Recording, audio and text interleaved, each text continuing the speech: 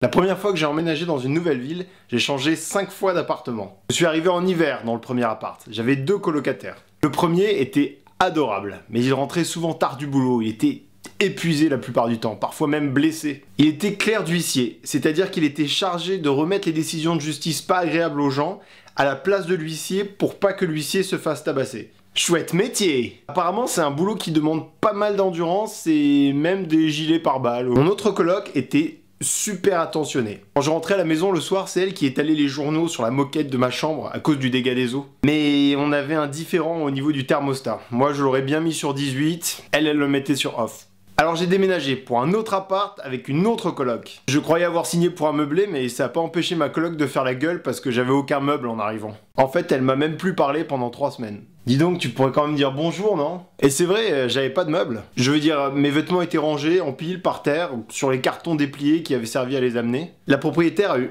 aucun mal à tout jeter par la fenêtre quand elle a trouvé un autre locataire. Quand ma coloc m'a appelé pour me raconter ce qui se passait, je suis rentré du boulot en cata, j'avais les jambes qui tremblaient dans le métro. En sortant du métro, je me suis précipité sur la route pour arrêter une voiture. C'était une grosse 4x4 noire qui vibrait à cause du rap à l'intérieur, boum boum boum, avec un conducteur genre gangster qui a réussi. S'il vous plaît monsieur, il y a ma propriétaire qui est en train de jeter mes affaires par ma fenêtre, emmenez-moi s'il vous plaît. Il a baissé ses lunettes noires avec sa main baguée et il a dit « Proprio ? Enculé, allez viens, monte !» On a grillé 3 feux rouges. Quand je suis arrivé à l'angle de la rue, je voyais des gens là qui réagissaient parce qu'ils voyaient quelque chose que moi je voyais pas encore. Un petit peu comme s'il y avait une scène de viol public au coin de la rue.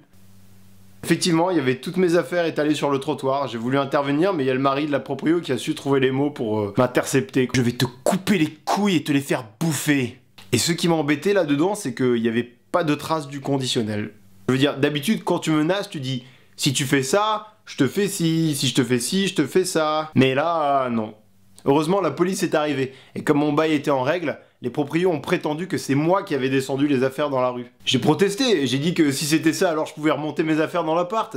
C'était pas logique. Les flics étaient occupés à mâcher leur chewing-gum. Bref, j'ai retrouvé un autre appart en urgence. Et je me suis fait niquer ma caution. Mais c'était qu'un appart de dépannage pour l'été, parce que j'étais pas étudiant, je pouvais pas louer l'année, blablabla. J'ai pas tout compris, mais au point où j'en étais. C'est juste qu'en septembre, j'ai dû repartir. Et je me suis encore fait niquer ma caution. Et là, j'ai trouvé un appart qui ressemblait un peu à une cage à lapin.